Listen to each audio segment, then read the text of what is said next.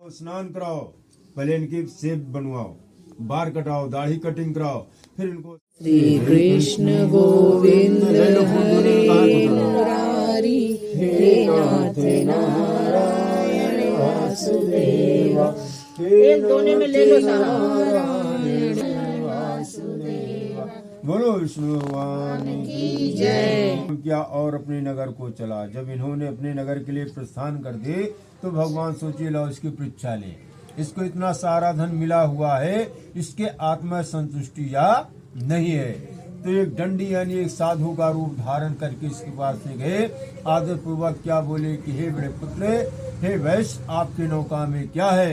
तो उनको धन आ गया, तो उनको घमंड आ गया, अभिमान बस सोचते इन्होंने क्या पूछे कि हे दंडी महाराज, हे महात्मा जी, अरे ऐसी बातें आप क्यों पूछ रहे हो। अरे क्या आपको धन लेने की इच्छा है। अरे महाराज हमारे नौका में बेलो पत्ते घास लता पता ये सब कुछ भरा हुआ है। भगवान बोले ठीक है बेटा, आपका वचन सत्य हो, हर आपकी मनोकामना अवश्य पूरा करेंगे। इसलिए हमेशा झूठ नहीं बोलना चाहिए। जो कुछ आपके पास, कुछ दूर आगे जाके समुद्र के किनारे आसन लगा के डंडे भेदारी सन्नाट भगवान अपना बैठ गए। अब ये जब नित्य क्रिया करने के बाद नहीं उठे तो क्या देखे, अरे हमारी नौका ऊंची उठ हुई है। नौका के पास में गए तो बेलो पत्ते घास फूस देख के हाय हाय करके तुरंत साहूकार बेहोशों की बीपी एकदम से हाई हो गई कि बताओ ना मैं घर का ना मैं घाट का। तब अपने घर जाके अपने भाई बंद को क्या चेहरा दिखाऊंगा कि सेठ जी क्या कमा लेके आए, सेठ जी क्या कमा लेके आए। इस वजह हमारा अपराध क्षमा करो रे, आपकी माँ तो ब्रह्मा विष्णु मैं नहीं जा सकते, मैं तो एक मनुष्य हूँ, मूर्ख हूँ, अज्ञान हूँ, आपकी माया मुझे कहाँ मोहित कर सकते, हमारा अपराध क्षमा करो। पैर पकड़ ले, रोने धोने चिल्लाने लगे। तो भगवान क्या बोले कि हे बड़े पुत्र, हे वैश्य, देख हमारी इच्छा से आपको हमेशा दुख ही दुख, कष्ट ही कष्ट आप सोचने वाले थे। तो उन्होंने एक सिपाही को भेजा कि जाइए हमारे घर पे बता दीजिए कि सेठ जी बहुत सा सारा धन लेके नगर में प्रवेश कर रहे हैं, गांव में आ रहे हैं।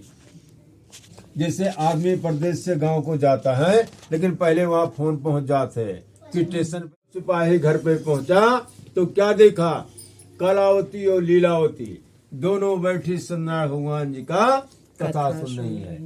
तो जो दूत ने, सिपाही ने लीलावती को नमस्कार किया। उन्होंने कहा खुश रहो, बताओ किस कारण से आप हमारे घर आई हुई हो। उन्होंने कहा कि देखो जो आपके पति देव सेठ जी हैं, उन्होंने बहुत सा सारा धन लेके अब नगर में, ठीक है आप जाइए। अब आगे आगे लीलावती, पीछे पीछे कलावती भी चली गई। न भगवान का भोग लगा, न किसी को उन्होंने अपना प्रसाद दिया।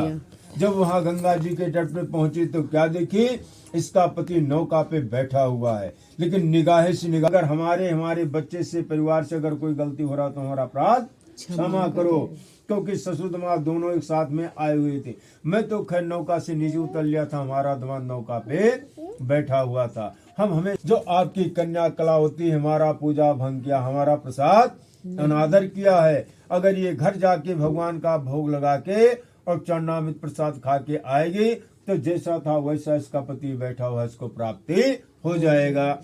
जब कलावती के कान में ऐसा शब्द सुनाई दिया तो भागती हुई दौड़ती हुई आंधी तूफान की तरह भागती हुई घर आई। फिर सबको बुला के भगवान का भोग लगवाया, फिर सबको प्रसाद दिया, फिर उसी प्रसाद को उन्होंने अपना ग्रहण किया, खाया। और खाने के बाद श्रीमन नारायण नारायण नारायण ओम नमो भगवते वासुदेव का नाम उच्चार करते भक्ति गंगा जी के तट पर पहुंचे तो क्या देखी, जैसा था वैसा इसका पति नौका पे बैठा हुआ इसको प्राप्ति हो गया। फिर वहीं पे चारों आदमी बैठ के सत्यनारायण भगवान जी का कथा सुने और वहीं से साहूकार बनिया, तन मन धन सब कुछ भगवान को अर्पण कर दिया और वहीं से हर पुण्यवासी को कथा सुनना।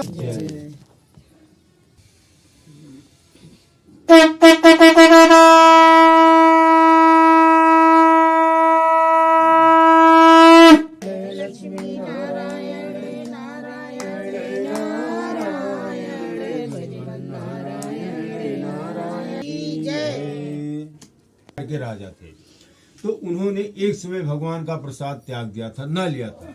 तो न लेने की वजह से उनको बहुत बड़ा दुख का सामना करना पड़ा था। तो राजा का नाम था राजा तुंगध्वज। तो उन्होंने एक समय वन में यानी जंगल में गए शिकार खेलने के लिए। पहले राजा महाराजा जो होते थे वो हाथी। जब भगवान का कथा समाप्त हुआ, जब भोग लगा, तो उन्होंने सोचा कि देखो अहोभाग, जैसे हम 10 आदमी एकत्रित हैं, 50 आदमी हैं, अगर हमारा कोई आदमी है बाई चांस, हम उसको नहीं बुला पाए, लेकिन एकाएक पहुंच गया तो उसको हम बड़ा सम्मान करेंगे। कहेंगे भाई देखो मैं आपका फोन मिला रहा था, लेकिन हमारा नेटवर्क जो है वहाँ नहीं लगा। के पास में प्रसाद को लेके गए तो राजा ने प्रसाद को वापस लौटा दिया। बोले ऐसे मैं छोटे मनुष्यों का प्रसाद नहीं खाता हूँ, ठीक है। न भगवान का प्रसाद ग्रहण किया और न भगवान को नमस्कार या प्रणाम ही किया, न मत्था टेका न नमस्कार किया, अपने नगर को चले गए। जब वहां नगर में अपने पहुंचे तो क्या देखे, सब कुछ इनको नष्ट मिला, कुछ भी इनको दिखाई नहीं दिया। फिर इनके समझ में आ गया कि हो सकता है हर की इच्छा से लो ऐसा दुख हम उठा रहे ना, ग्रहण किया। फिर इसी कलश का गंगा जल ले जाकर अपने डाजू पर छिड़काव किया। फिर जैसा था वैसा राज इनको प्राप्ति हो गया। फिर इन्होंने काफी समय तक अपने प्रजा का पालन किया। फिर संसार का समस्त सुख भोगने के बाद अंत में सीधा वैकुंठ धाम स्वर्गलोक को चले गए। तो कहते हैं कि प्राप्ति होती है तथा सब मनोरथ पूर्ण होकर अंत में आदमी सीधा वैकुंठ धाम स्वर्गलोक को चला जाता है। बोलो विष्णु भगवान की जय। अब देखो जिन भगवान आंगन बीचे ओमी लावो, वसरा बैठवले ऋषि मुनि और विश्वामित्र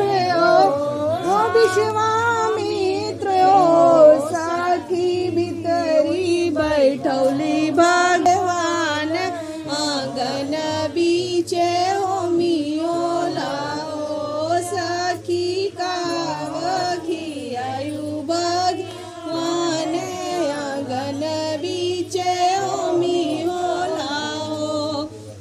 स्वाहा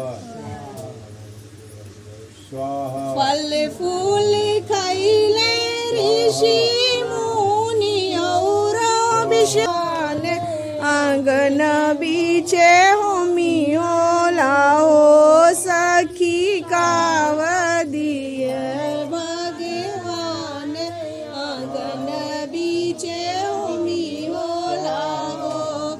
आशीर्वाद दिया ले ऋषि मुनि।